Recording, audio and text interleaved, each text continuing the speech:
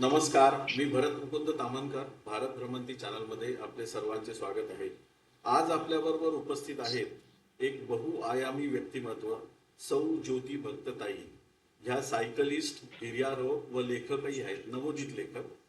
त्यांनी यावर्षी सायकलने नर्मदा माईची पूर्ण परिक्रमा केली आहे. तसेच आतापर्यंत त्यांनी 6 गिर्यारोहणाच्या मोहिमी यशस्वीपणे पार पाडल्या आहेत. त्यामध्ये काश्मीरी गेट लेक काश्मीर गेट लेक उंची 13,800 फूट समुद्र सपाटीपासून, हे 2021 मध्ये त्यांनी सर केलं आहे. नंतर बाली पास ट्रॅक उत्तराखंडमध्ये आहे, त्याची उंची आहे 16,200 फूट, 2022 मध्ये त्यांनी ते सर केलेलं आहे. नंतर मरखा व्हॅली ट्रेक लडाख येथे आहे, त्याची उंची आहे 17,200 फूट, 2023 मध्ये त्यांनी ते सर केले आहे.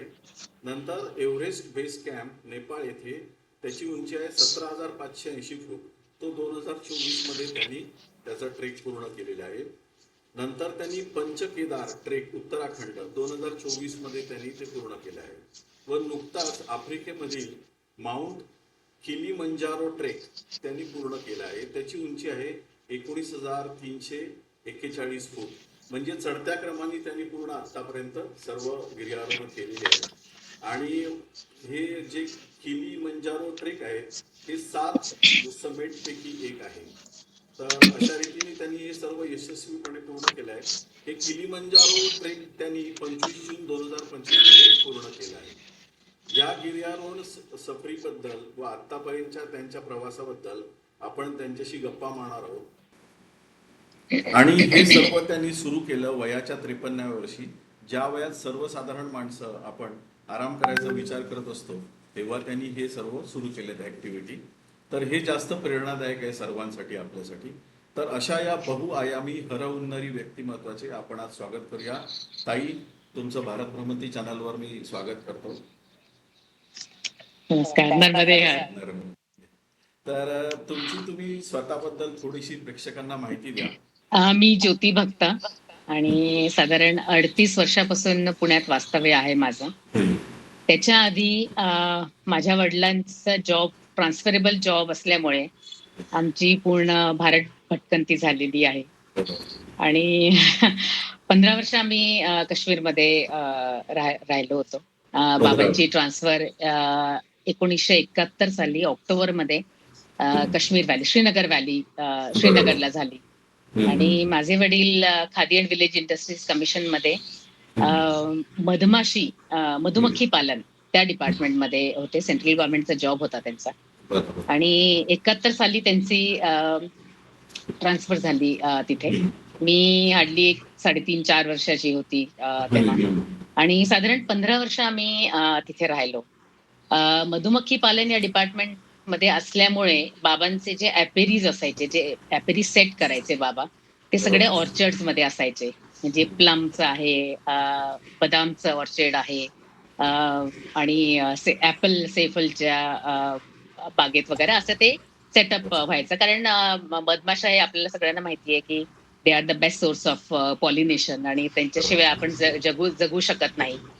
त्याच्यामुळे बरंच आमचं फिरणं बाबांसोबत असायचं. बाबा आठवड्यातून एकदा ऍपेरीवर जायचे, मग बाबांसोबत आम्ही जायचो. आणि श्रीनगरमध्ये साधारण 15 वर्ष आम्ही राहिलो. एकंदरीत माझं पूर्ण बालपण जे आहे, स्कूलिंग डेज, हे माझं श्रीनगरमध्ये झालं. आणि श्रीनगर व्हॅली म्हणजे पूर्णपणे डोंगरांनी पूर्ण अशी हे व्हॅली जी आहे ती पूर्ण आजूबाजूला उंच डोंगर. मग आम्ही बऱ्याच वेळा डोंगरावर जायचो, जिथपर्यंत बाबा आम्हाला घेऊन जायचे. शंकराचार्य हिल तिथे आहे, तिथे आमचं जाणं असायचं. शाळेत थ्रू आमचं क्रॉस कंट्री रेस, म्हणजे इंटर स्कूल, इंटर हाऊस असे आमच्या कॉम्पिटिशन्स असायच्या. आम्ही क्लाइंब करून जायचो शंकराचार्य हिलला. आणि असं करत म्हणजे माउंटेन्सच्या सानिध्यात पूर्ण माझं बालपण गेलं. त्याच्यामुळे कुठेतरी एक मनात ते एक सुप्त एक आनंद, त्या डोंगरांचा जो आनंद आहे तो कुठेतरी माझ्या मनात असा दडलेला होता. त्याच्यानंतर बाबांची ट्रान्सफर नैनितालला झाली. नैनितालला भीमताल असे, नैनिताल म्हणजे 9 तालांचा एक समूह आहे अल्मोडा डिस्ट्रिक्टमध्ये. बाबांचं सेंटर इथे भीमतालला होतं. तर मग आम्ही बाबांसोबत जायचो. मग तिथे पण सगळं डोंगराळ भाग, नैनिताल, भीमताल, नवकुचिया ताल वगैरे असे ठिकठिकाणी सगळं डोंगरांचा भाग होता. तर तिथे जाणं असायचं. म्हणजे एकंदरीत जो मॅक्झिमम आमचा लाईफ स्पॅन आहे, हे आमचा डोंगरातच माउंटेन्समध्येच आम्ही स्पेंड केलाय. त्याच्यामुळे एक छान एक असं मनात कुठेतरी डोंगरांविषयी एक आवड एक असं निर्माण झाली होती. नंतर मग पुण्यात आली. पुण्यात आल्यानंतर मग फॅमिली लाईफ सुरू झाली. मुलगा झाला, हम्म. त्याचं शिक्षण, नोकरी अशा ह्याच्यात हम्म. कुठेतरी सगळं ते स्टँडस्टिल झालं ऍक्च्युली. बरोबर. कारण ती प्रायोरिटी असते. मुलांची प्रायोरिटी असते, त्यांचं शिक्षण आहे. हम्म. मग 2017 मध्ये मी जॉब 17 पर्यंत मी जॉब करत होते. साधारण हम्म. 23-24 वर्ष मी जॉब केला. आणि 2017 मध्ये असं ठरवलं की नाही आता आपल्याला जॉब सोडायचा आहे. कारण जाण्याची वेळ असायची माझी, येण्याची वेळ नसायची आणि खूप वर्ष नोकरी झाली होती. त्याच्यामुळे असं वाटलं की आता कुठेतरी स्टॉप घ्यायला पाहिजे. कुठेतरी स्वतःकडे वळून बघण्यासाठी वेळ द्यायला पाहिजे आपल्याला. म्हणून मी 2017 मध्ये जॉब सोडला आणि साधारण 1 वर्ष मला हा विचार करायला लागला, की मला काय आवडतं? म्हणजे बऱ्याचशा गोष्टी मी अशा खूप मागे सोडून आले होते. आणि विचार करत मग सगळ्यात लक्षात यायला लागलं, की अरे आपल्याला ह्या गोष्टी आवडतात, त्या गोष्टी आवडतात. सो एक-एक गोष्ट मी धरून चालायला सुरुवात केली. आणि थोडं फिरायला आवडतं मला. मग आम्ही बरेच कंट्रीज फिरलो. भूतान आहे, श्रीलंका आहे, मालदीव्स आहे. अशा बरेचशा ठिकाणी आम्ही लक्झरी ट्रिप केल्या आणि नंतर कोविड आला. कोविडमुळे परत स्टँडस्टिल सगळी लाईफ बरोबर. झाली आमची. त्याच्यानंतर कोविडच्या दरम्यान माझी नेबर आहे एकादशी.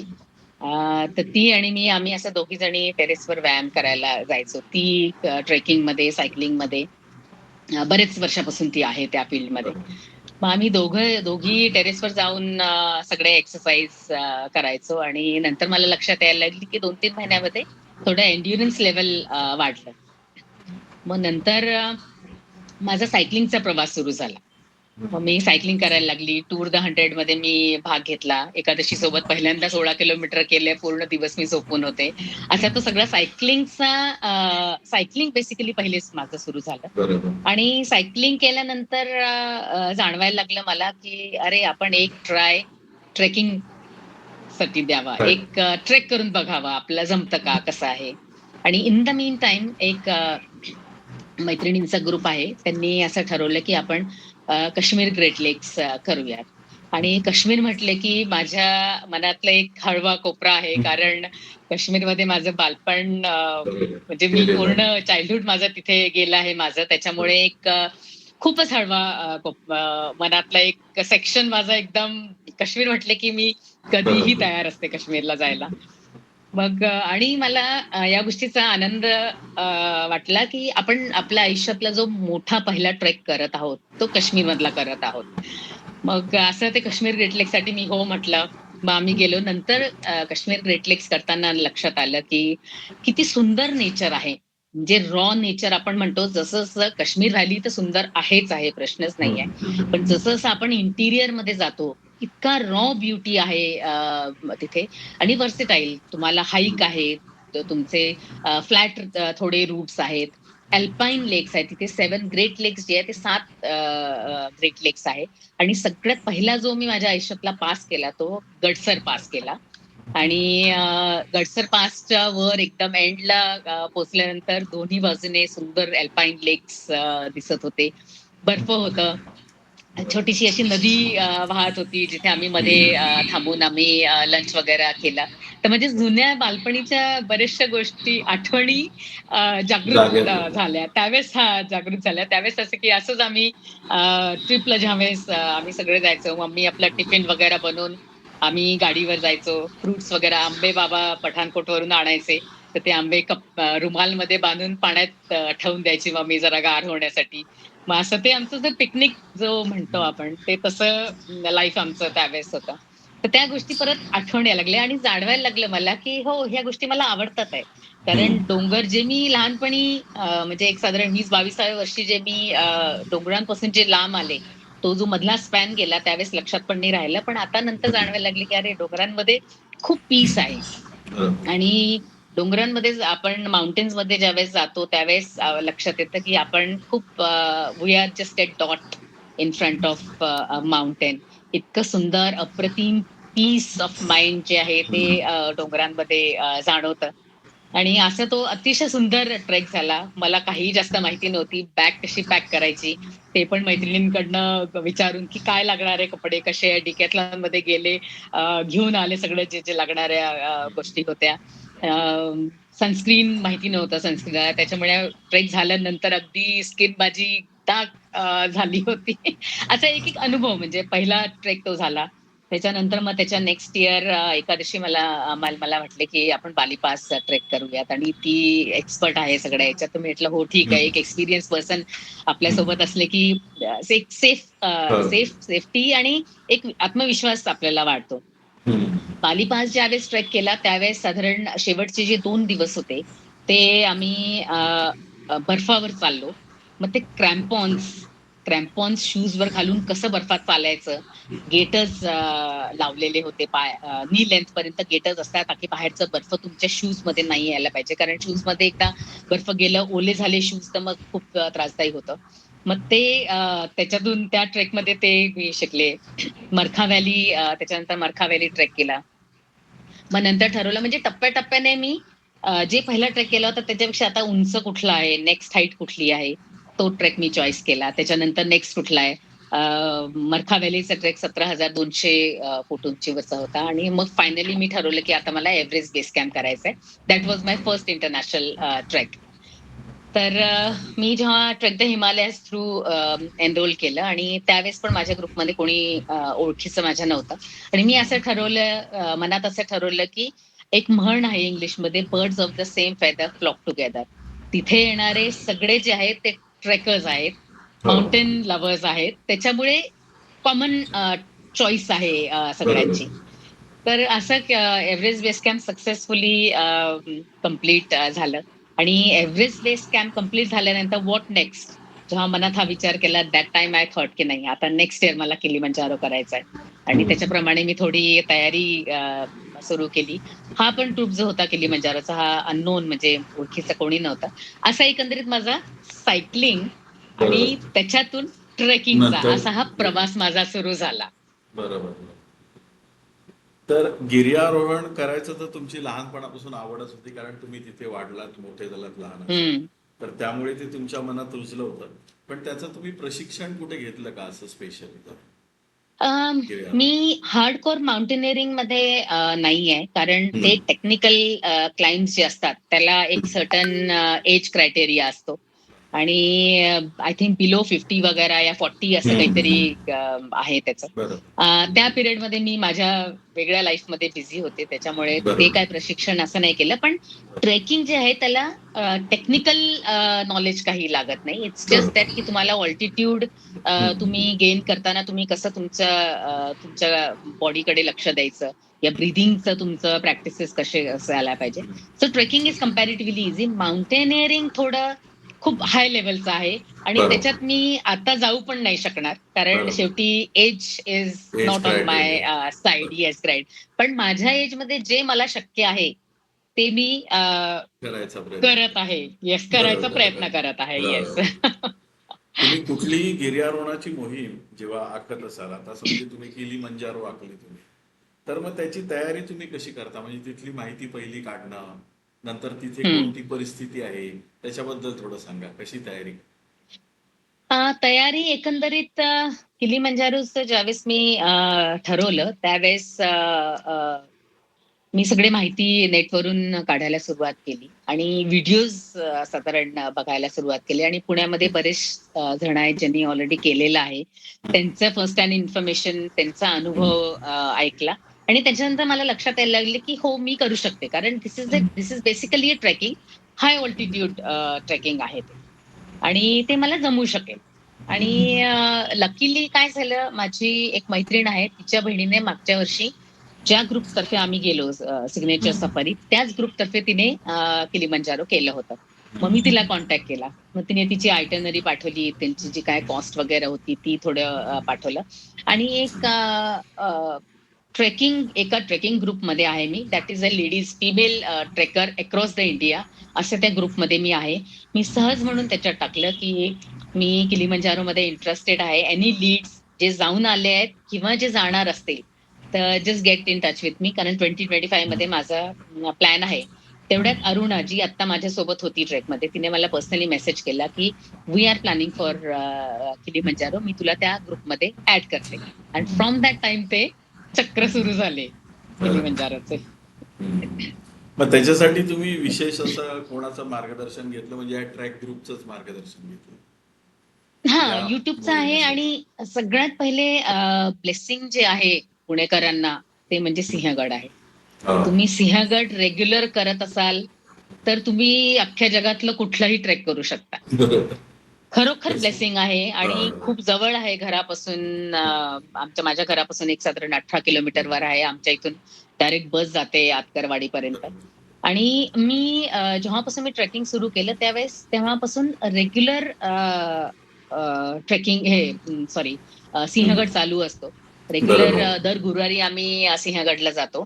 आणि सह्याद्री ट्रेकिंग फाउंडेशन म्हणून एक एनजीओ आहे. त्यांचा दर रविवारी ट्रेक असतो आपल्या सह्याद्रीमध्ये. मग महिन्यातून 1 किंवा 2 ते ट्रेक करायचे. म्हणजे एक अनुभव मिळतो आपल्याला. एक 17-18 बरोबर. किलोमीटर चालण्याचा आहे. एक मूनलाईट वॉक ग्रुप आहे आमचा. त्यांच्यात बरोबर. राजाराम ब्रिज ते आतकरवाडी 18 किलोमीटर चालणे म्हणजे चालण्याचा अनुभव तुम्हाला येतो. म्हणजे तुमचे चालण्याचे बरोबर. मसल्स ॲक्टिव्हेट होतात. सिंहगड चढताना तुमचे क्लाइम्बिंगसाठी जे मसल्स आहेत ते मसल्स यूज होतात. घाट रस्त्याने गेलो. 9 किलोमीटरचा तो घाट रस्ता आहे. मग एकदा मी आणि एकादशी असं आम्ही घाट रस्त्याने गेलो आणि घाट रस्त्याने परत आलो. आणि स्ट्रेंथ ट्रेनिंग दर बुधवारी आणि शुक्रवारी आमचा एक रनिंग ग्रुप आहे. पुणे रनिंग साउथ ग्रुप आहे. त्या ग्रुपमध्ये सगळे प्रो ट्रेकर्स आहे, प्रो सायकलिस्ट आहे, प्रो रनर्स आहे, अल्ट्रा रनर्स आहे. असा तो एक व्हर्सटाईल मल्टी स्किल लोकांचा तो ग्रुप आहे. मग ते 2 दिवस स्ट्रेंथ ट्रेनिंग असते. शनिवारचं सायकलिंग असते. एक दिवस योगा असतो. एकंदरीत हा असा रुटीन मधला प्रोग्राम आहे आमचा दर आठवड्याचा. त्याच्यामुळे विशेष असं वेगळं खूप काही करावं लागलं नाही मला एक्सेप्ट फॉर की आठवड्यातून 2 दिवस मी सिंहगड प्लॅन केला. आणि नेमका मे 20 मे पासून खूप पाऊस सुरू झाला. त्याच्यामुळे ते थोडं मिनिमाइज झालं माझं. पण एकंदरीत जी माझे रुटीन वर्क मधली जी तयारी होती, त्याचा मला पूर्ण बेनिफिट झाला. यावेळेस किलिमंजारोसाठी स्पेशली मी प्राणायाम एक 6 महिन्यापूर्वीपासून प्राणायाम सुरू केलं होतं. आणि प्राणायाम खूप महत्वाचा आहे ट्रेकिंगमध्ये. कारण जसं-जसं तुम्ही ऑल्टिट्यूड गेन करतात, तसं-तसं तुमचं ऑक्सिजन लेव्हल कमी होत जातं. म्हणजे तुमचं ब्रीथिंग हार्ट ज्याला म्हणतो, की आपण 30% आपण ज्यावेळेस आपण श्वास घेतो त्यावेळेस असं वाटतं, की आपल्या 30%च आपले लंग्स हे आहे ऑक्सिजनने भरलेले आहेत. म्हणजे त्यावेळेस असं खूप लंग्सवर खूप प्रेशर येतो ॲक्चुअली. मग ते करण्यासाठी प्राणायाम सुरू रेग्युलर केला होता. थोडं मेडिटेशन मी विपश्यना एप्रिलमध्ये माझ्या बहिणीने मला सजेस्ट केलं, की आपण विपश्यनाला जाऊ, तू असे ॲक्टिव्हिटीज करते तर that will calm down your mind. ते पण खूप महत्वाचं असतं कारण ते विपश्यना मेडिटेशन केल्यानंतर तुमचा 100% फोकस तुमच्यावर असतो. तुमच्या माइंड, तुमचे व्ह्यूज, तुमचे decision making that helps a lot. तर विपश्यनाचा पण ती पण बहीण माझी स्वाती नाव आहे तिचं. ती पण माझ्यासोबत आली आणि आम्ही दोघींनी असा विपश्यनाचा 10 दिवसाचा कोर्स केला. त्याचा पण मला खूप फायदा झाला. म्हणजे एकंदरीत हे एकच गोष्ट नाहीये, की आपण फक्त ट्रेकिंग करतो, पण त्याच्या एडजॉइनिंग सगळ्या गोष्टींवर आपल्याला फोकस करणं खूप गरजेचं आहे. तुमचं डायट विषयी तुम्हाला ते पण फोकस करणं. प्रोटीन डायट जसं नॉर्मल डायटमध्ये मी राजमा आहे, चिक्कीज आहे, छोले, काळे चणे असे जे फुल ऑफ प्रोटीन्स आहे, एग्ज आहे. मी व्हेजिटेरियन असल्यामुळे एग्ज आहेत ते एग्ज हे करते. आणि एकंदरीत ओव्हरऑल जे आहे म्हणजे होलिस्टिक अप्रोच एखाद्या ट्रेकिंग करण्याच्या आधी होलिस्टिक अप्रोच सगळ्या गोष्टींचा घेणं गरजेचं आहे. मेंटली आणि फिजिकली सुद्धा. कारण फिजिकली ज्यावेळेस तुमचे हातपाय गार पडतात, that time your mental support helps your body to take 2 steps ahead. ते खूप महत्वाचं असतं या सगळ्या ह्याच्यात. आता जेव्हा तुम्ही ठरवलं किलीमंजारो करायचंय आपल्याला, तर ते आपल्या देशात तर आहे नाही. मग पहिलं हम्म. पासपोर्ट तर असेल म्हणा, विजा हा, तिकडचा, correct. तिकडची हो. राहण्याची व्यवस्था, मग तिकडचं तिकीट, ह्याची सगळी तयारी कशी काय केली? हे सर्व कसं हा, काय मॅनेज केलं? ज्यावेळेस मी आमच्या ग्रुपमध्ये हम्म. जे अरुणाने जो ग्रुप सेटअप केला होता, and she was in touch with signature safari. मग आम्ही थोडं, त्यांनी आधी आम्हाला खूप जास्त अमाऊंट सांगितली होती. मग थोडं नेगोशिएट करत करत आम्ही ट्रेक आणि 3 दिवसाची सफारी असा आम्ही तो पॅकेज घेतला. पॅकेज घेतल्यावर जेव्हा नंबर ऑफ पीपल आमचे 6 जण होतो आम्ही. आम्ही ते फायनलाइज केल्यानंतर आम्ही सगळ्यात पहिले तिकीट्स बुक केले. मग आम्ही ऑप्शन्स बघत होतो की आपल्या स्वस्तात तिकीट, कारण हे तिकीट्स आम्ही साधारण जानेवारीमध्ये वगैरे बुक केले होते. बरं. काय ऑप्शन्स आहे की आपल्याला चीप फ्लाइट्स मिळू शकतात. बरं. मग वाया नैरोबी जायचं का डायरेक्टली किलीमंजारोला जायचं या अजून, म्हणजे ऑप्शन्स आम्ही 5-6 ऑप्शन्स केले. तर finally we decided Mumbai to Kilimanjaro Kenya Airways आम्ही बुकिंग केलं. हम्म. आणि नैरोबीला हॉल्ट होता. Mumbai to Nairobi first halt होता. 1.5 तासाचा लेओव्हर होता आणि एक खूपच छोटी फ्लाईट होती ती, म्हणजे हार्डली मला वाटते 25-30 जणांचा ग्रुप होता तो, जे बरं. नैरोबी टू किलीमंजारो असं गेलो आम्ही. मग सगळ्यात सेकंड थिंग काय, ह्या आफ्रिकन कंट्रीजमध्ये ज्यावेळेस तुम्हाला जायचं असतं त्यावेळेस तुम्हाला येलो फीवर एक वॅक्सिनेशन घेणं मस्ट असतं. You have to have that card. मग त्याची धडपड माझी सुरू झाली. आणि आफ्रिकन सफारीसाठी बरेच लोक जातात, त्याच्यामुळे ते कायम डेट्स फुल होते. आणि डेट ऑफ डिपार्चर त्याच्या 1 महिन्या आधी तुम्हाला वॅक्सिनेशन घ्यावं लागतं. आणि ज्यावेळेस मी डेट्स बघत होती तर मला 27 मे वगैरे डेट मिळत होती. आणि दॅट वॉज ऍक्च्युली लेट. माझी एक मैत्रीण आहे, शी इज मंजू नाव आहे तिचं, आणि she is a counsellor in BJ medical college. तर तिला मी कॉन्टॅक्ट केला आणि तिला सांगितलं की मला ऍट द अर्लिएस्ट डेट मिळाली तर बरं होऊन जाईल. So she went there. त्यांच्याशी बोलणं झालं आणि ते म्हणाले की नेक्स्ट वीक मध्ये मंगळवारी आणि गुरुवारी असे 2च दिवस तिथे वॅक्सिनेशनसाठी असतात. मग त्यांनी मला तिथे बोलवलं आणि त्या वॅक्सिनेशनचं कसं असतं की एक बॉटल त्यांनी ओपन केली की 20 जणांना द्यावी लागते. सो दे टेक वॅक्सिनेशन जे देतात ते 20च्या मल्टिपलमध्ये असतं, म्हणजे 40 या 60.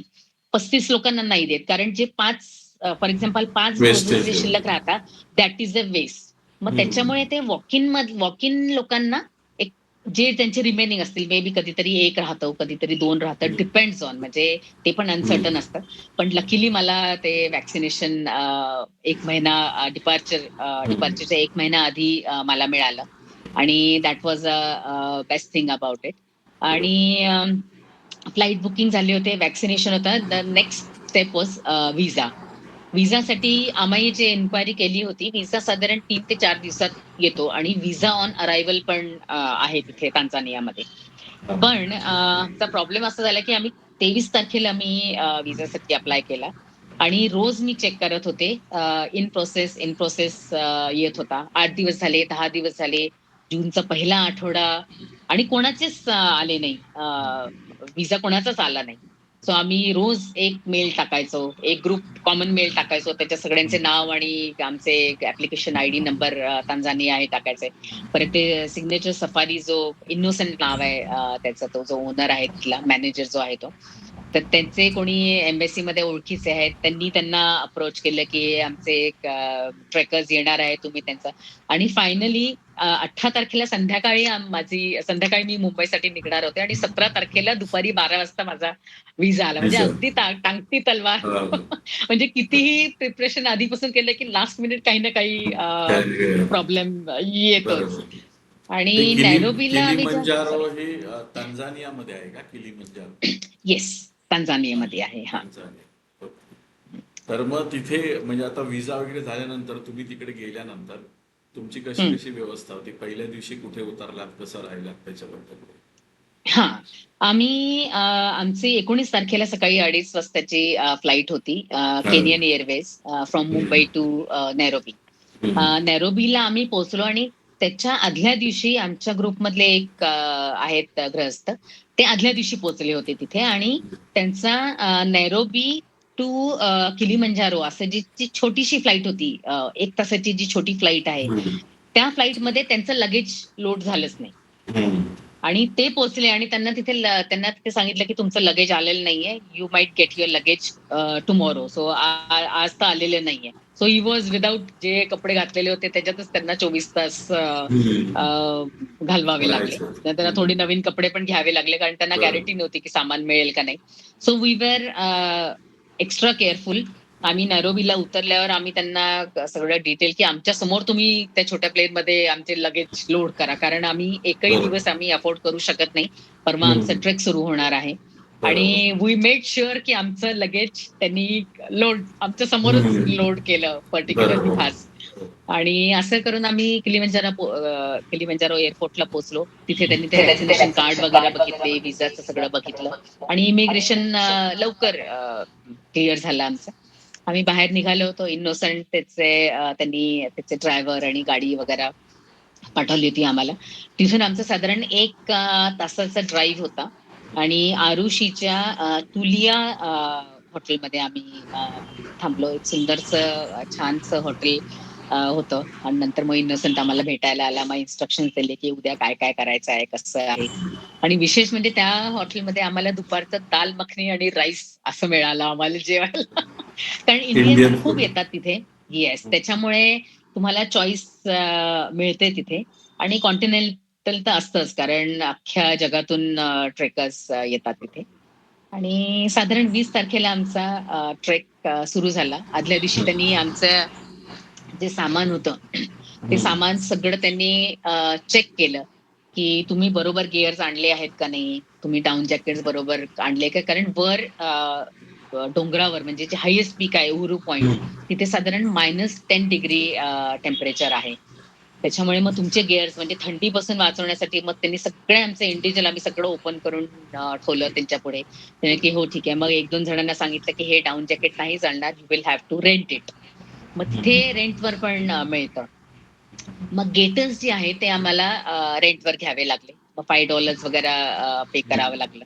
आणि काही जणांनी स्टिक्स नव्हत्या, ट्रेक पोल्स नव्हत्या आणल्या, ते त्यांनी रेंटवर घेतल्या.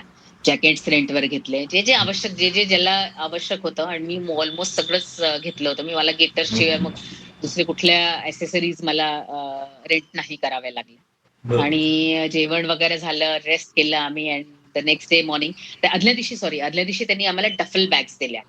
आम्ही आमचं सामान सगळं सुटकेसमध्ये घेऊन गेलो होतो इथून आणि ते आम्ही सगळं ट्रान्सफर आम्ही डफल बॅग्समध्ये केलं. आणि त्यांनी सांगितलं होतं की तिथे पाऊस वगैरे पण बराच असतो. त्याच्यामुळे तुम्हाला प्लास्टिकच्या याच्या म्हणजे झिपलॉकच्या ज्या पाउचेस आहेत त्याच्यात तुम्हाला सगळं तुमचं कपडे आहे, जे तुमचं जे सामान आहे ते सगळं पॅक, कारण ओलं झालं तर मग ते वाळत नाही तिथे.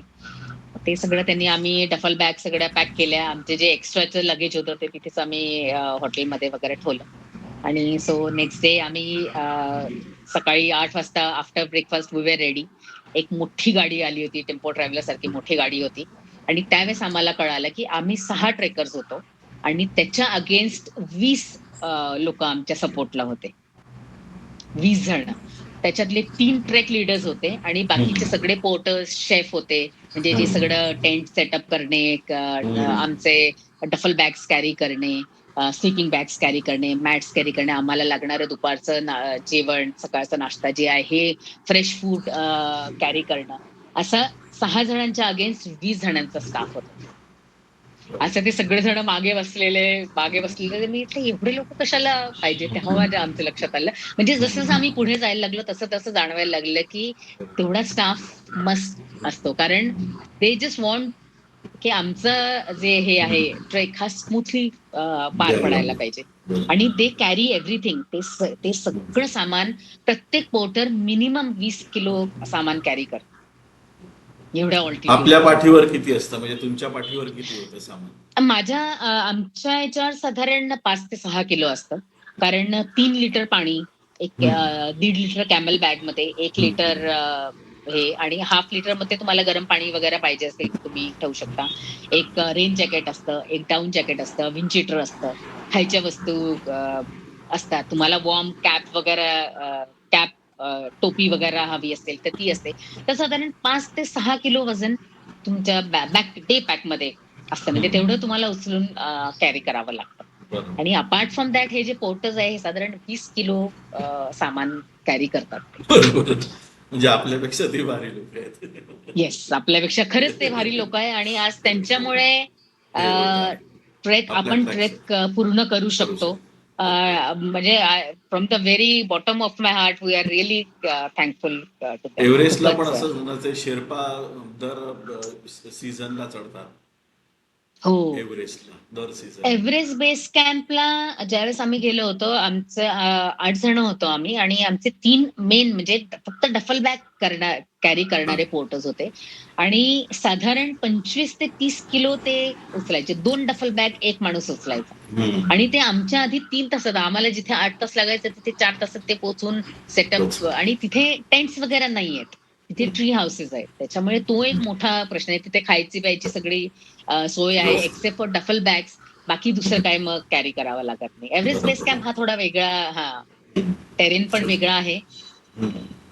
आता ह्या पर्वत ऑस्ट्रेलिया मधल्या तुमचा जो आफ्रिकेमधला जो आहे त्याच्याबद्दल तुम्ही पुढे सांगा. म्हणजे आता तुम्ही तिकडे गेला नंतर तुमचा हा टेंट वगैरे लावला त्याच्या पुढे कसं झालं, ट्रेक कसं हा सुरू झालं?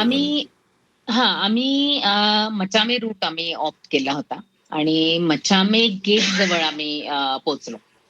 मचामे गेट जवळ तिथे एंट्री होते कारण त्याला ट्रेकर्ससाठी परमिट वगैरे घ्यावं लागतं. मग त्यांनी आमचं सगळं पासपोर्ट घेऊन आमच्याकडनं एक फॉर्म भरून घेतला. डिक्लेरेशन फॉर्म एक असतो, तुमची माहिती असते. जर वर काय झालं तुम्हाला तर they should have all the information first hand with them. किती लोक गेलेली आहेत ट्रेकिंगसाठी वर ते सगळं रेकॉर्ड असायला पाहिजे म्हणून त्यांनी ते सगळं ती आमची एंट्री करून घेतली. त्या दिवशी आम्हाला लंच पॅक आम्हाला त्यांनी दिला आणि साधारण आम्हाला 12 वगैरे वाजले कारण 8 वाजता आम्ही तिथून निघालो आमच्या हॉटेलवरनं. 1 तासाची ड्राईव्ह, मग नंतर ही सगळी प्रोसिजर होता करता मला साधारण 12 वाजले. सो ऍट 12 एक आम्ही मेन गेटच्या तिथे पोहोचलो. तिथे आमच्या बॅग्सची सगळी चेकिंग झाली. सगळं चेक केलं त्यांनी काय काय आहे बॅग्स मध्ये कसं आहे. कारण तो प्लास्टिक फ्री झोन आहे. त्याच्यामुळे plastic apart from ziplocs plastics allowed नाहीये तिथे. वन टाइम युजच्या पाण्याच्या बॉटल्स अलाउड नाहीये. सिंगल यूज प्लास्टिक अलाउड नाहीये तिथे. तर ते त्यांना काढायला लावले त्यांनी. असं ते आणि तिथून आमचा ट्रेक सुरू झाला. आता हा जो ट्रेक तिथून जो सुरू झाला हा ट्री लाईनच्या बिलो ट्री लाईन पर्यंत आफ्रिकन फॉरेस्ट रेन फॉरेस्ट जो आहे त्याच्यात तो सुरू झाला. आधी एक साधारण 1-1.5 किलोमीटर जरा व्यवस्थित छान असा ब्रॉड चौडा रस्ता होता आणि ग्रॅज्युअली थोडं पुढे गेल्यानंतर 1-1.5 किलोमीटर नंतर एक बेंट नॅरो झाला आणि त्याच्यानंतर ते चढायला सुरुवात झाली आणि उंच पहाड, थोडं धुकं, अतिशय सुंदर वातावरण ज्याला म्हणतो आणि हिरवीगार पानं आणि तिथलं व्हेजिटेशन हे थोडं एकंदरीत सगळं वेगळं आहे. तिथे जे झाडं आहेत ते वेगळे आहेत. तिथे वेगळ्या प्रकारचे फुलं आहेत. एक फुल तर आम्ही बघितलं आपल्या हत्तीच्या सोंडेसारखं फुल आहे ते. इतकं सुंदर ऑरेंज आणि लाल कलरच्या कॉम्बिनेशन मध्ये बिलकुल असं वाटतं की हत्तीची सोंड. त्याला एलिफंट फ्लॉवरच म्हणतात आणि ते आफ्रिकन फॉरेस्टमध्येच बघायला मिळतात. मग जसं आम्ही पुढे जात होतो तसं तसं आम्हाला वेगवेगळ्या प्रकारचे फुलं दिसायला लागले. म्हणजे एकदम वेगळे हिमालयन ट्रेक्स मध्ये जी फुलं आम्ही बघितली होती या ज्या फुलांचा आम्ही फॅमिलियर होतो त्याच्यापेक्षा अगदी वेगळे फुलं होते. मग ते फुलांचे फोटो काढत असं आणि त्या रिजन मध्ये भरपूर पाऊस पडत असावा कारण सगळ्या झाडांवर शेवाळं साचलेलं होतं आणि इट वॉज ग्रीन. म्हणजे थ्रू आउट द इयर त्या झोन मध्ये बऱ्यापैकी पाऊस असतो. असं साधारण 12 किलोमीटर वगैरे आमचा पहिला डे 1 होता आणि पहिल्या दिवशी मी थोडं लिहिलेलं आहे. साधारण 3000 मीटर सॉरी 1800 मीटर आमचं एलिव्हेशन होतं. म्हणजे 5905 पासून आम्ही सुरुवात केली मचामे गेट पासून आणि पहिल्या कॅम्पला आम्ही पोहोचलो ते 9840 फुटावर कॅम्प होता. म्हणजे अप्रॉक्सिमेटली 4400 फूट आम्ही गेन केला. तर मग पहिल्या दिवशी तुमचं 3,000 फुटाचं तुम्ही 4,000 फुटाचं हा एलिव्हेशन गेन 3,000 केलं. साधारण 4,000 फूट एलिव्हेशन गेन केलं. गेन केलं आम्ही.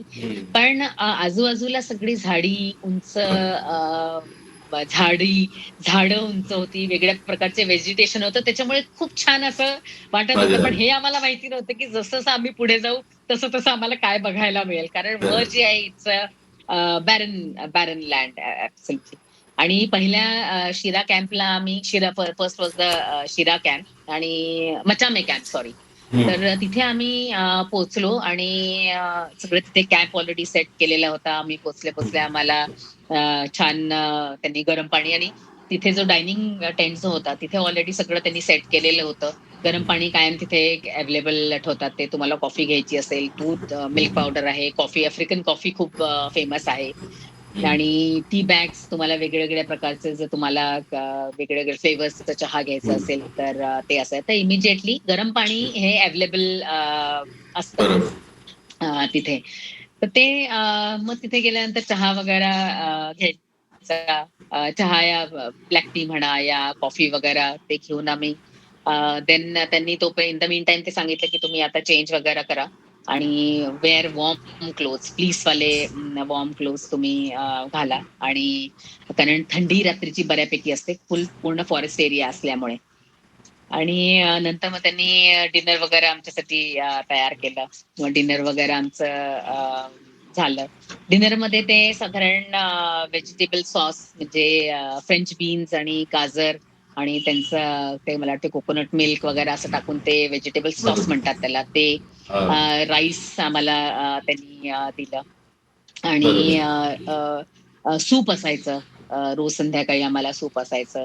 तुम्हाला गरम पाणी तुम्हाला थर्मसमध्ये हवं असेल तर तुम्ही गरम पाणी हे करा. यू बरोबर. Can carry it in your tent. मग असं करत सगळं जेवण वगैरे झालं आणि then we went to sleep, कारण त्या दिवशीचा खूप हेक्टिक डे होता. खूप लवकर उठलो बरोबर. होतो. 11-12 किलोमीटर आम्ही चाललो होतो. चालले. आणि बरोबर. हे होतं मचामे कॅम्प. हा जो फर्स्ट आमचा जो कॅम्प होता तर that was called Machame camp. आणि it was Machame. Surrounded by Machame camp. हा, मचामे गेट पासून आम्ही सुरू केलं आणि मचामे कॅम्पला आम्ही पोहोचलो. मग दुसऱ्या दिवशी सकाळी उठलो. मग सकाळी छान त्यांनी पॉरिज वगैरे तयार केलं होतं. नाचणीचं पॉरिज होतं. आणि T, coffee, bread slices roast केलेल्या होत्या. ऑमलेट पाहिजे तर ऑमलेट आहे.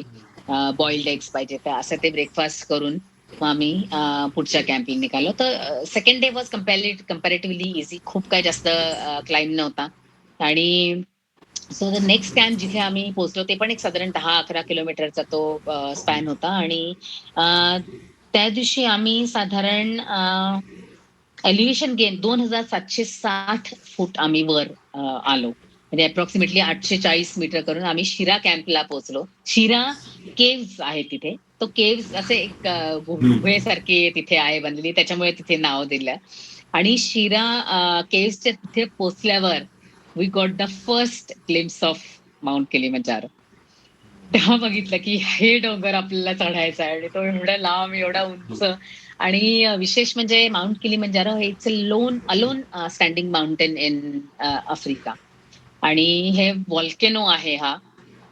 Basically it's a dormant volcano. आणि जसं आपण पुढे जातो तसं तसं रिमेन्स ऑफ व्हॉल्कॅनिक इरप्शन हे तुम्हाला बघायला मिळतात.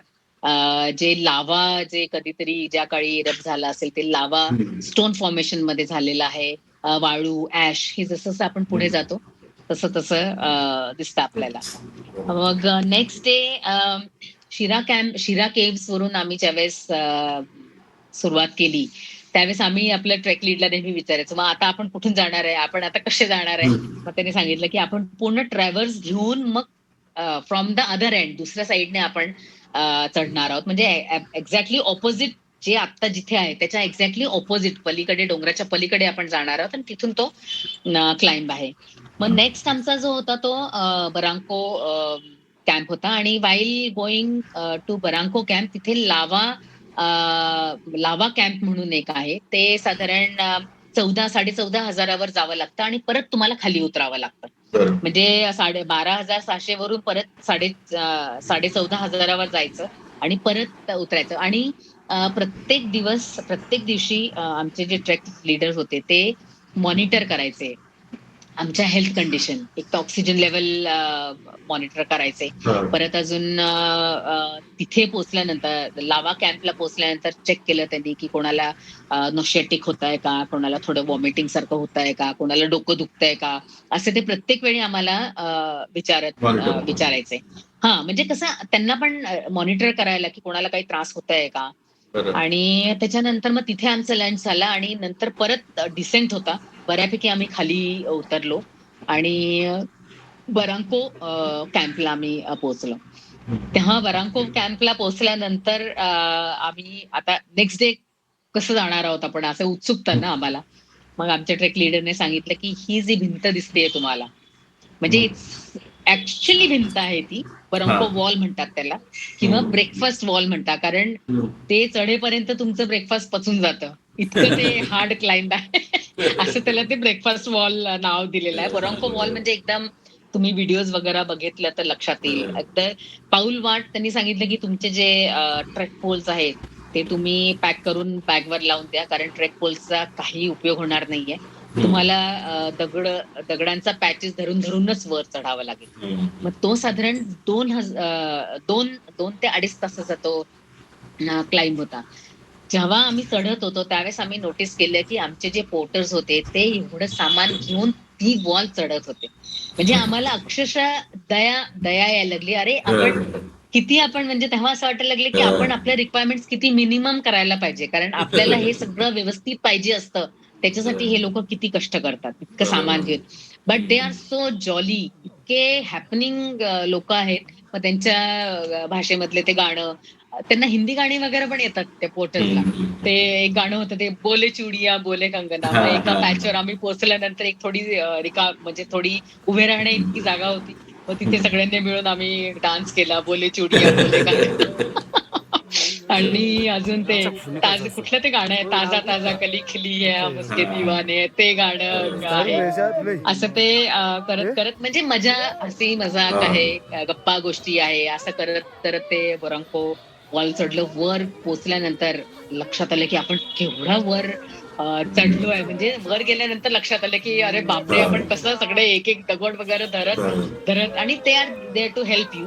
म्हणजे कुठे नाही चढता आलं तर ते हात देऊन हे करतात.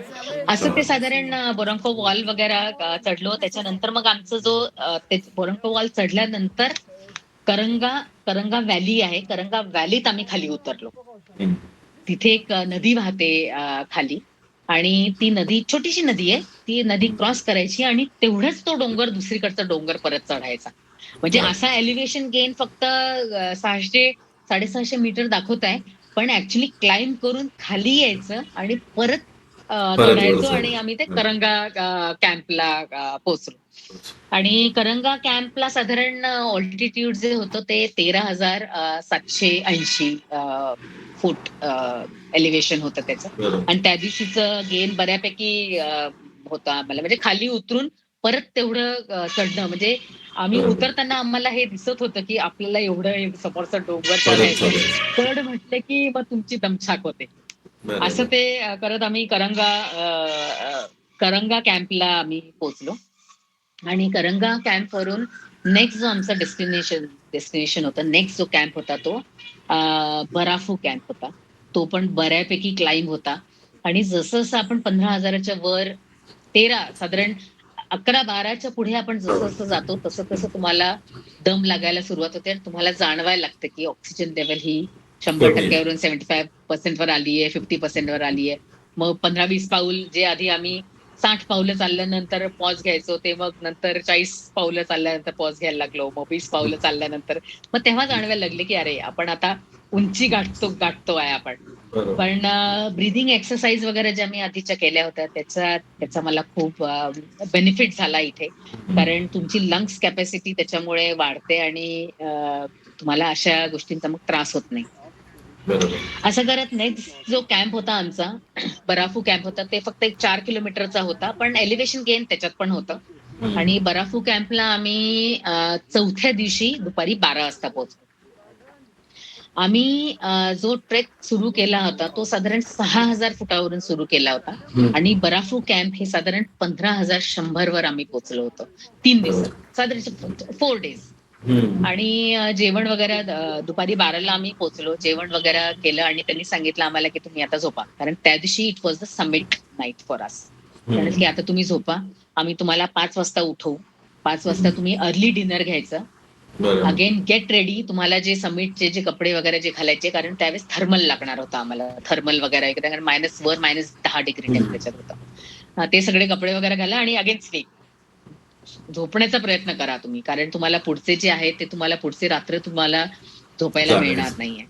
असं ते म्हणतात की झोपा, पण आपल्याला झोप पण यायला पाहिजे, कारण माहिती आहे आपलं समिट एवढं बरोबर. 4,240 फूट आपल्याला एक वन याच्यात स्ट्रोक मध्ये वन चढायचं स्ट्रेच आहे. म्हणजे मध्ये तो पण एक थोडा दडपण असतं ते. येतं. हो.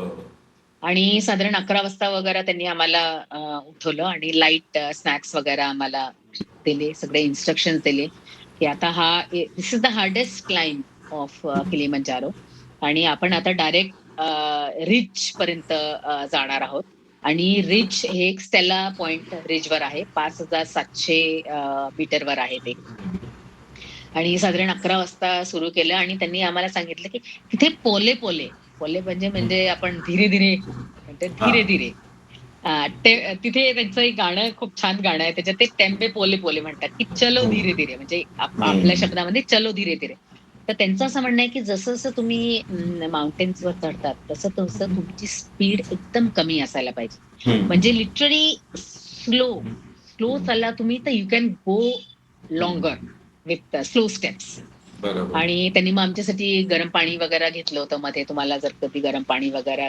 पण दॅट डे आम्ही 6 जण होतो, त्यांनी 6 जणांच्या अगेन्स्ट आम्हाला 6 ट्रेक लीड्स दिले होते, म्हणजे प्रत्येकाला एक ट्रेक लीडर. आणि त्या दिवशी आमचे जे डे पॅक्स होते ते ते पोर्टर्स घेणार होते, कारण त्यांना बाकी दुसरं सामान नव्हतं ना त्यांच्यासोबत, बरोबर. तर ते आमच्या बॅग्स घेणार होते. मग त्याच्यात मग मी थर्मसमध्ये गरम पाणी वगैरे घेतलं, गरम थोडे ऍडिशनल काय लागणार आहे ते कपडे, 3 लिटर साधारण पाणी.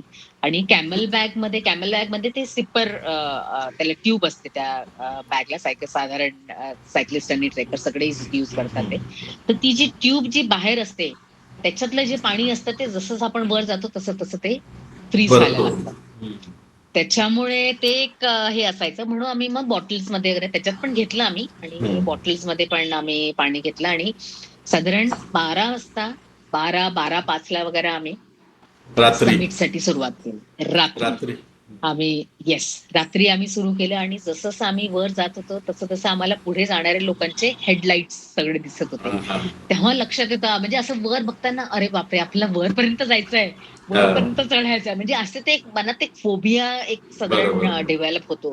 कारण ते माहिती असतं आपल्याला की 4,000 4,500 फूट आपण वर चढणार आहोत, स्टीप क्लाइंब आहे, हे सगळं माहिती असतं. हो. आणि वरचे लाईट्स बघून असं अरे बापरे, तिथपर्यंत पोहोचायचंय आपल्याला. तो खालचा पण रस्ता माझा कसा आहे? रस्ता कसा आहे तो? अ, ती कच्चा पाऊल वाट कच्चा आहे? कच्चा. पाऊल वाटच आहे, ग्रॅव्हल पाऊल आहे वाट आहे. तिथे. म्हणजे त्याला काय म्हणतो आपण, म्हणजे वाळू वाळू नाही म्हणू शकत, ग्रॅव्हलचा तो रस्ता आहे. आणि हा. रस्ता म्हणजे पाऊल वाटच, एका वेळी पाऊल एकच वाट. माणूस जाऊ शकतो, हा. एवढंच आहे ते. आणि जसं जसं स्टीप क्लाइंब असते, नॉर्मली तुम्ही बघितलं असेल, स्टीप क्लाइंब असले की झिगझॅग रोड असतो, असा हो. असा असा असा हा, रस्ता हा. वर जातो, कारण स्ट्रेट रोड शक्यच नाहीये. बरोबर. हो. आणि असं करत करत आम्ही जातोय, 1 तास झाला, 2 तास झाले, 3 तास झाले, 4 तास झाले. आणि चढतोय आम्ही अंधारात, कारण अंधारात आपल्याला ऍक्च्युली एक चांगलं असतं की अंधारात आपल्याला कळत नाही की किती क्लाइंब हा. आहे. म्हणजे त्या फ्लो बरोबर. मध्ये ते सगळे निघून पोर्टर्स जात. गाणे म्हणत होते आमच्यासाठी. बरोबर. ते म्हणत म्हणत आम्ही त्यांच्यासोबत आम्ही पण मी म्हणायला लागले, तर माझा जो ट्रेक लीडर होता तो म्हणला की don't sing, don't waste your energy in singing, तू फक्त ऐकायचं काम कर. तू बोलू नको. डोंट वेस्ट युअर इव्हन, म्हणजे कुठलाही किती पर्सेंट एनर्जी वेस्ट नाही बरोबर. करायची, फोकस ऑन युअर हे. आणि नंतर ट्रेक. नंतर मग इतका स्टीप क्लाइंब यायला लागला. मग तो इझरॉन नाव आहे त्याचं, जो माझा ट्रेक लीड होता. तर तो मला म्हटला की तू फक्त माझा हात पकड, हात पकड आणि फक्त पावलं टाकतो, हा. I will drag you. मी तुला, म्हणजे ते अगदी हट्टे कट्टे बरोबर. मुलं. मजबूत तर असतं. त्याच्यामुळे ते, म्हणजे कारण आहेच तसं ते. तो क्लाइंबच तसा आहे. आणि जसं जसं आपण 15 वरून 17,000 गेलो, 17 वरून 18 वर गेलो आणि स्टेला पॉइंट हे 19,100 फुटावर आहे ते. म्हणजे that is the point of ridge. तिथून रिज सुरू होतं. म्हणजे क्लाइंब हा आता तुम्हाला व्हॉल्केनो तर आपल्याला माहितीये की हा, हा, व्हॉल्केनो हा. साधारण असा असतो आणि मधला क्रेटर असतो त्याला. हा. तर ती जी रिम आहे ती रिम हम्म. म्हणजे स्टेला पॉइंट होतं. आणि स्टेला बरोबर. पॉइंट वरून उहुरू पॉइंटला जायला साधारण 150 मीटर क्लाइंब होता तो. तो ग्रॅज्युअल क्लाइंब होता. 1 किलोमीटरसाठी आम्हाला जवळ-जवळ 1 तास लागला. आणि त्या रूटवर पूर्ण बर्फ होता. हा. राईट साईडला बघतो तर आपण पूर्ण खोल असा क्रेटर दिसतो बर्फाने हम्म. भरलेला. आणि डावीकडे आईस वॉल्स दिसतात तिथे. माउंट मेरू पर्वत समोरच्या साईडला बरोबर. माउंट मेरू पर्वत दिसतात. आणि 19,100 वरून ज्यावेळेस आपण स्ट्रेट असे थोडं चालायला सुरुवात करतो, त्यावेळेस तर तिथे 30% ऑक्सिजन लेव्हल असतं. ऑक्सिजन लेव्हल 30% ऑक्सिजन लेव्हलवर किती ताकद राहणार आहे? म्हणजे मला साधारण 9.5 तास लागले त्या उहुरू पॉइंटला, म्हणजे हायेस्ट पीक रूफ ऑफ आफ्रिकेला पोहोचायला साधारण मला 9.5 तास लागले. आणि बरोबर. 9.5 तास कंटिन्युअस वॉक होता. म्हणजे पॉज द्यायचा, 10-20 पावलं चालायचे, पॉज द्यायचा, 1, 2, 3 डीप ब्रीथिंग करायचं, परत चालायचं. म्हणजे कंटिन्युअस वॉकिंग ॲट सच अ हाय ऑल्टिट्यूड. आणि नंतर मग तो जेव्हा उहुरू पीकचा तो बोर्ड बघितला, त्यावेळेस तर मी इतकी खुश झाली. नाहीतर जे इतक्या महिन्यापासून जी माझी तयारी होती, म्हणजे अक्षरशः मला मन भरून आलं, की आपण एवढं कष्ट केले, इतके दिवस तयारी बरोबर. केली आणि आज तो पॉइंट आपल्या नजरेसमोर Achieve. आहे. आणि आणि विशेष म्हणजे आमच्या ग्रुपमध्ये मी सगळ्यात जास्त एजची होती. बाकी सगळे यंगस्टर्स सगळे होते. तर हे जे ट्रेक लीड वगैरे जे आहे त्यांनी माझं नाव मम्मा सिम्बा ठेवलं होतं. सिम्बा म्हणजे लॉयनेस. तर ते सगळे एकंदरीत सगळे पोर्टर, सगळे ट्रेक लीडर मम्मा सिम्बाच म्हणायचे मला. म्हणजे ते एक 2-3 व्हिडिओ त्यांनी रेकॉर्ड केलेले आहेत. त्याच्यात पण तो मला मम्मा सिम्बाच म्हणतोय तो इझी मला. आणि अशा रीते त्यांच्या सपोर्ट शिवाय वर चढणं खरोखर अवघड आहे. बरोबर. त्यांच्याकडनं मॉरल सपोर्ट आपल्याला मिळतो, फिजिकल स्ट्रेंथ मिळते. ते ज्यावेळेस आपल्याला ड्रॅग करून ज्यावेळेस वर नेतात, तर त्यावेळेस असं जाणवतं की खरोखर या लोकांमुळेच आपलं सक्सेसफुल होतं. कारण हे आपल्याला सगळ्या गोष्टी आपल्याला प्रोव्हाइड करताय. आणि मग मग वर तिकडे किती पोहोचल्यानंतर वेळ थांबतात तुम्ही? तिकडे किती वेळ थांबलात वर? तिथे तिथे त्यांनी आम्हाला सांगितलं, की अर्ध्या तासापेक्षा जास्त थांबायचं नाही. हम्म. यू कॅनॉट स्टे एवढ्या कारण हायर ऑक्सिजनची ऑल्टिट्यूडवर अर्ध्या लेवल कमी तासापेक्षा आहे. जास्त. येस, ऑक्सिजन लेव्हल कमी होते. आणि जसं ऑक्सिजन कमी, कारण चढताना पण आपण जसं ग्रॅज्युअली वर जातो, तसं ऑक्सिजन लेव्हल कमी होत जाते. म्हणजे आपल्या शरीराला, मसल्सला कमी ऑक्सिजन बरोबर. मिळत असतं. हो. आणि वर जास्त वेळ थांबलं, की it can affect your brain. त्याच्यामुळे बरोबर. आम्हाला सांगितलं होतं, की अर्ध्या तासाच्या वर तुम्ही थांबू नका. मग तिथे गेल्यानंतर -10 डिग्री टेम्परेचर होतं तिथे. आणि माझं नेहमीप्रमाणे मी कुठलाही गोष्ट अचीव्ह केली, की मी नेहमी माझ्या आईची साडी नेसते. बरोबर. तर मी तिथे एक साडी नेसली, फोटो काढला. आणि तेवढ्या 10 मिनिटात माझे हात आणि अ, डोकं दुखायला लागलं आणि हात गारठले. कारण एक तर वारं भरपूर होतं आणि प्रचंड गार, -10 डिग्री टेम्परेचरमध्ये. मग तो म्हणाला, की "नाही, आता नाऊ वूलनचं सगळं you wear it and we have to start descending. We can't stay more." मग सगळं पॅक केलं. मग देन वी स्टार्टेड डिसेंडिंग. तर स्टेला पॉइंट पर्यंत it was a gradual slope. जसं आम्ही गेलो होतो, तर ग्रॅज्युअल चढ होता तसं ग्रॅज्युअल. पण स्टेला पॉइंट पासून परत स्टीप डिसेंट होतात. म्हणजे खाली उतरताना सुद्धा दम लागत होता. तो मला म्हटला आणि पाय रुतत होते. म्हणजे इतकं ते ग्रॅव्हल जे आहे, म्हणजे तो मला म्हटला, इझरॉन मला म्हटला, की "तू फक्त माझा हात पकड आणि तूच म्हणजे अँगलमध्ये 90 डिग्री याच्यामध्ये तुझे फक्त पाय ठेव. मी तुला ड्रॅग करतो खाली." म्हणजे मी बरोबर. पावलं टाकलेच नाही. त्यांनी अक्षरशः मला खाली ड्रॅग करत तो पॅच. आणि समोर कॅम्प दिसतोय. 5 किलोमीटरवर समोर कॅम्प दिसतोय. पण तिथपर्यंत पोहोचायला 4.5 ते 5 तास लागले आम्हाला. आणि 2:30 ते 2:30 वाजता टेंटच्या तिथे पोहोचले. आधी मी शूज वगैरे काढले आणि मी म्हटलं, "मला आता झोपायचंय. मला आता काही खायला नको." मग तो इझराऊन आला, तो म्हणाला की मम्मा असं डोंट डू इट, तू काहीतरी खाऊन घे, 10 मध्ये चल, तू काहीतरी खाऊन घे and then you sleep for some time. तर मी म्हटलं मला अरे जाणारच नाही, कारण 15 तास we are continuously walking, climbing up and climbing down, हे साधारण 15 तास, रात्री 12 ते साधारण 2 सव्वा 2 म्हणजे 14 तास, अप्रॉक्सिमेटली 14 तास हा पूर्ण. आणि it was really very hard. जे माझ्या शब्दात मी म्हणू शकते, जे यंगस्टर्स आहे मे बी त्यांना जास्त हार्ड नसेल, पण आमच्या सारख्यांना या एज मध्ये म्हणजे it was really very hard. मग तो म्हणाला, मग त्याला म्हटलं की मला फक्त दूध आणून दे. माझ्याकडे प्रोटीन पावडर होती, दुधात मी मिक्स केली, मस्त छान मोठा मग त्यांनी दिला होता आणि ते घेतलं मी आणि जे झोपले मी. मग 4:30 वाजता, 4:45 वाजता ते सेबॅस्टियन जो आमचा ट्रेक लीड होता, तो आला आणि तो म्हणाला, आपल्याला आता खालच्या कॅम्पला जायचंय, कारण आपण 24 तासापेक्षा जास्त ह्या 15,100च्या एलिव्हेशनवर आपण नाही राहू शकत. We have to send. आणि माझं एक पाऊलही चालण्यात, एक म्हणजे काय ना, 1 किलोमीटर चालण्याची ताकद नव्हती माझ्या. पण तो म्हणाला, आपल्याला काहीही ऑप्शन नाहीये. वी विल हॅव टू, मी तुला सगळं तुझं ते डफल बॅग वगैरे पॅक करायसाठी आय विल हेल्प यू. पण आय रिक्वेस्ट यू की आपण तू ऍटलीस्ट हळूहळू तरी चालायला सुरुवात करायला पाहिजे. We have to reach our lower camp. मग आम्ही सुरुवात केली चालायला आणि इतकं प्रचंड दमछाक, म्हणजे मानसिक आणि शारीरिक हे दोन्ही, इतकं दमलं होतं म्हणजे अक्षरशः ते पाऊल टाकत असं कसं बसं त्या कॅम्पला पोहोचलो. अंधार झाला. अंधार झाला की तिथे काळोख, म्हणजे एकदम डार्क, म्हणजे काही दिसत नाही एक्सेप्ट फॉर स्टारी नाईट्स, काहीही तिथे दिसत नाही. मी त्याला म्हणते, अरे आपला कॅम्प दिसत नाहीये, लाईट दिसत नाहीये. तर तो मला, इज्रान मला म्हणतो, mamma don't worry, I am an Masai boy, काही होणार नाही. इथे जरी प्राणी आले तर I am capable of that, I will protect you, don't worry about it. म्हणजे हे म्हणणं सुद्धा किती आत्मविश्वास वाढवतो आपला, की अरे that boy is with me, म्हणजे मला काही होणार नाही. तर आपण घरात राहणारे लोक, आपल्याला असं अंधाराची आणि जंगलात, अंधार म्हणजे खूपच काळोख ज्याला म्हणतो, एकदम डेंजरस ते सगळं असतं. आणि ते सगळं झालं. मग त्या कॅम्पला पोहोचलो. आधी डायनिंग टेंट मध्ये गेलो, खाल्लं. एक मसल रिलीफ पेन आणि एक क्रोसिनची टॅबलेट मी घेतली आणि जे झोपले, ते सकाळी 6, 6:15 जाग आली. मग ब्रेकफास्ट वगैरे केला आणि that was the last day. त्या दिवशी पण साधारण 12 किलोमीटर आम्हाला खाली यायचं होतं. मेक्वा कॅम्प वरून आम्हाला खाली यायचं होतं आणि तो पूर्ण फॉरेस्ट ट्रेल होता. तो फॉरेस्टमध्ये अतिशय सुंदर, म्हणजे रिफ्रेशिंग. आणि आम्ही साधारण 5, 5.5 किलोमीटर आम्ही पुढे आलो आणि भुरभुर पाऊस सुरू झाला. थोड्या हळू, थोडं थोडं थोडं थोडं अशी पाऊस आली. मी म्हटलं नाही, आता आज तर भिजायचं. आता काय काळजी नाहीये, कारण आपण आता डायरेक्ट हॉटेलवरच जाणार आहोत पोहोचल्यानंतर. मग छान असं त्यांच्याशी गप्पा, मुलांची गप्पा मारत मारत असं सगळं परत बाकीचे सगळे ट्रेल वगैरे सगळं बघत मजा करत असं ते आम्ही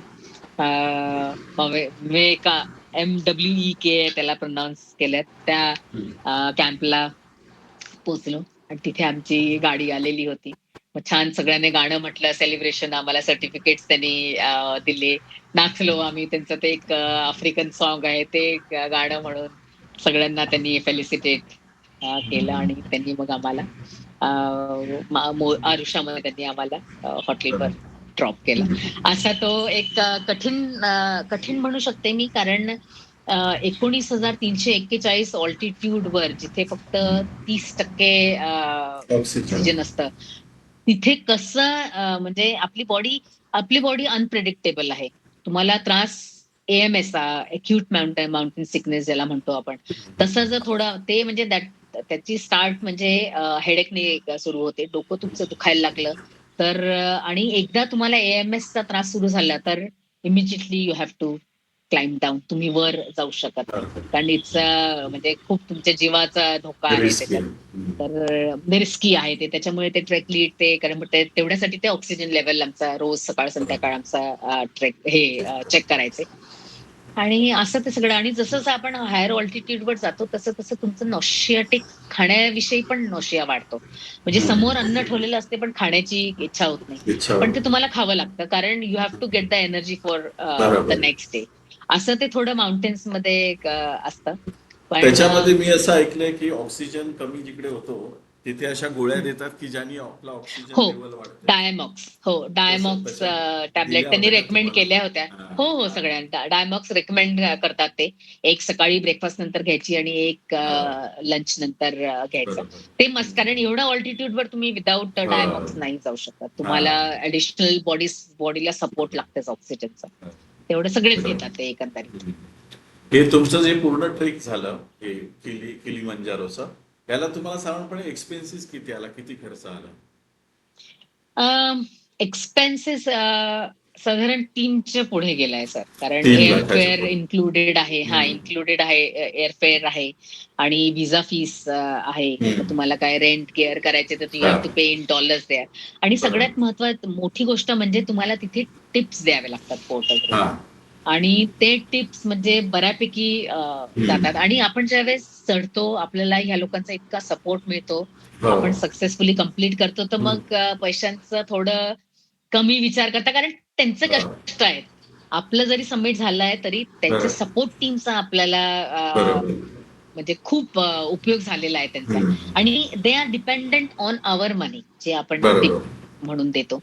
मग आम्ही सगळ्यांनी मिळून भरपूर टिप दिली होती त्यांना. बरोबर. परत माझा जो ट्रेक लीडर जो मला माझ्यासोबत होता इझरॉन, तर त्याला स्पेशल मी माझ्याकडनं टिप दिला. म्हटलं तू एवढी काळजी बरोबर. घेतली. पैशासाठीच काम करतात, कारण शेवटी बरोबर. त्यांचं ते प्रोफेशन आहे पैशासाठी. हो. पण एक इमोशनल बॉन्ड जो डेव्हलप झाला, की तो इतकी प्रत्येक स्टेपवर काळजी घ्यायचा माझी. "मम्मा डोंट डू दिस ना, जास्त बोलू नको तू, डोंट वेस्ट युअर एनर्जी." म्हणजे बरोबर. It is not for money that they are doing. म्हणजे बरोबर. ते एक इमोशनली जे कनेक्ट होतात आपल्याशी, म्हणजे काळजीपूर्वक. बरोबर. तर ते मग माझ्याकडनं मी त्यांना दिलं. तुम्ही हॉटेलमध्ये जिथे पण स्टे करतात तिथे त्यांचा टिप्स फॉर स्टाफ असा एक बॉक्स ठेवलेला असतो. मग तिथे देणं. मग 3 दिवस आम्ही जेव्हा बरोबर. सफारी केली, तर हम्म. आमचा जो ड्रायव्हर होता, रॉबर्ट नाव होतं त्याचं. मग त्याला प्रत्येकाने पर डे असं ते त्यांचं ते थोडी सिस्टमच आहे हा. तिथे. आणि I think we should not deny that. आपण ते बरोबर. पैसे कधीही आयुष्यात कमवू शकतो. पण बरोबर. हा जो अनुभव जो आपण कमवलेला आहे, आज त्यांच्या भरोश्यावर आपण कमवलेला बरोबर. आहे. मग असं बरोबर. ते टिप्स त्यांना बऱ्यापैकी द्यावी लागते. आणि हल्ली तर मी शॉपिंगमध्ये I am not into shopping. त्याच्यामुळे मी काय हा. शॉपिंग वगैरे काही केली नाही. बरोबर. बरोबर. कारण उगीच अननेसेसरी घरात बरोबर. पसारा वाढतो. त्याच्यामुळे मी शॉपिंग काही केली नाही. बरोबर. But I prefer to pay them tips. ते मी थोडं हे केलं. बरोबर. असं बरोबर. असा तो तर हा प्रवास तुमचा माझा. अनुभव ऐकून मी स्वतःच ट्रेकिंग करून आलो असं मला वाटलं आता. पूर्ण तुमचा अनुभव ऐकून किलिमंजारो थँक यू चढून सो झाला मच. म्हटलं. तर एवढं सुंदर तुम्ही थँक यू त्याचं सो वर्णन मच. केलं. तर या पूर्ण त्या पूर्ण ट्रेक मधला तुम्हाला कुठला सर्वात जास्त लक्षात राहण्यासारखा कुठला प्रसंग आहे त्यातला? सर्वात मी जास्त तर लक्षात राहण्याचा. मला एकंदरीत मी तुम्हाला सांगू, मला प्रत्येक क्षण माझ्या आठवणीतला आहे. हा. म्हणजे ज्यावेळेस ते मला ज्यावेळेस ते ट्रेक लीडर वगैरे ज्यावेळेस मला हात देऊन ज्यावेळेस वर हा. ओढत होता या, हो, हो, तर हो. ते प्रत्येक स्टेपवर, कारण ते मला माहिती होतं की मी स्वतःहून नाही हा. चढू शकणार. आणि त्यांचा सपोर्ट तो कायम लक्षात राहील माझ्या. आणि ते जे सामान कॅरी करून जे तसं चढत होते, तर तो एक सगळ्यांना. आणि इतका हसत खेळत गाणे म्हणत असं ते एवढं 20-20 किलोचं सामान म्हणजे मी सांगते ना, एकंदरीत मी असं स्पेसिफाय नाही करू शकणार एक क्षण. बरोबर. पण ओव्हरऑल जो माझा पूर्ण प्रवास आहे हो. ट्रेकिंगचा, हा किलिमंजारोचा, हो. प्रत्येक every second is in my memory. आणि स्पेशली म्हणू शकते मी की ज्यावेळेस मी उहरू पीकला पोहोचले, तो हा. एक मेमोरेबल क्षण, कारण I was on the roof of Africa. 19,341 kilometre, म्हणजे बरोबर. मला फीट, सॉरी. म्हणजे मला स्वतःवर विश्वास नव्हता की मी एवढ्या पॉइंट पर्यंत पोहोचले. कन्सिडरिंग माय एज इंटू हम्म. म्हणजे जे हो. विचारपूर्वक ते जर तर आहेच. एज फॅक्टर मी हे केला, तर मला असं वाटलं की आय थिंक मी हम्म. करू शकले. बरोबर. म्हणून मी म्हणते ओके, प्रत्येक ओके. क्षण, every second is in my memory. आणि ती जी मेमरी आहे, आय थिंक ती मेमरी कधीही माझ्या बरोबर. नजरेसमोरून जाणार नाही. I am thankful priceless to each and experience आहे. Every. Priceless yes, it is experience आहे. प्राइसलेस एक्सपिरियन्स आहे. बरोबर. आणि माझं आता सध्या असं आहे की I am into creating memories. त्याच्यासाठी my memories are more valuable for me rather than बरोबर. एनिथिंग. बरोबर. काही पण या जगातली कुठलीही वस्तू म्हणा या काय त्याच्यापेक्षा माझं मेमरीज माझ्यासाठी खूप बरोबर. व्हॅल्युएबल आहेत. मोस्ट बरोबर. Valuable part of my life. असं ते आहे, असा तो प्रवास आहे. बरोबर. तुमचे नवीन काही प्लॅन आहेत का गिर्यारोहणाचे, म्हणजे ट्रेकिंगचे आता नवीन भविष्यात? सर अजून मी आता नेक्स्ट अजून काही प्लॅन केलेला ठरवलं नाहीये. नाही. पण सायकलिंगचा पुढच्या महिन्यात आहे माझा. मी आग्रा ते राजगड सायकल राईड करत आहे. हा. साधारण 1400 किलोमीटरचा तो हे आहे. आपल्या शिवाजी महाराजांचं हम्म. कैदीतून सुटका हा. आग्र्यावरून झाली आणि थेट त्यांनी राजगड गाठलं. तर हो. प्रत्येक वर्षी गरुड झेप एक ऑर्गनायझेशन आहे पुण्यातली, हम्म. आबा गोळे हे आहेत, हम्म. त्यांची आहे ती. तर ते प्रत्येक दरवर्षी रनर्स मशाल घेऊन आग्रा ते राजगड येतात. तर त्यांनी मागच्याच वर्षी ठरवलं होतं, की यावेळेस आपण सायकलिस्टला घेऊन जाऊ. आणि त्यांच्या ठरल्याप्रमाणे त्यांनी 25 सायकलिस्ट नेणार असंच ठरवलं होतं. पण ते वाढता आता 54 सायकलिस्ट झालेले आहे. कारण त्याच्यामुळे everyone is so excited about it. तर तुम्ही ताई एवढा वेळात वेळ काढून मला तुमचे पूर्ण एक्सपिरियन्स सांगितले, त्याबद्दल मी तुमचा मनापासून आभारी आहे. आणि थँक्यू सो असंच मच. आपण परत भेटूच, नवीन तुमचे काही जे प्रोजेक्ट होतील त्याच्याबद्दल बोलण्यासाठी. तर फार मजा येस. आली तुमच्याशी बोलून आणि तुमचे अनुभव ऐकून. आणि मला वाटतं प्रेक्षकांना पण मजा येणार आहे, कारण हे अतिशय सुंदर असा अनुभव आम्हाला ऐकायला मिळाला घर बसल्या. आम्ही स्वतःच ट्रेकिंग करून आलो तिकडे. तर अशाच प्रकारचे व्हिडिओ बघण्यासाठी बघत राहा भारत भ्रमंती. भेटूया अशाच एखाद्या नवीन व्हिडिओमध्ये. तोपर्यंत नमस्कार. तर फार मजा आली नमस्कार. तुमच्याशी बोलून.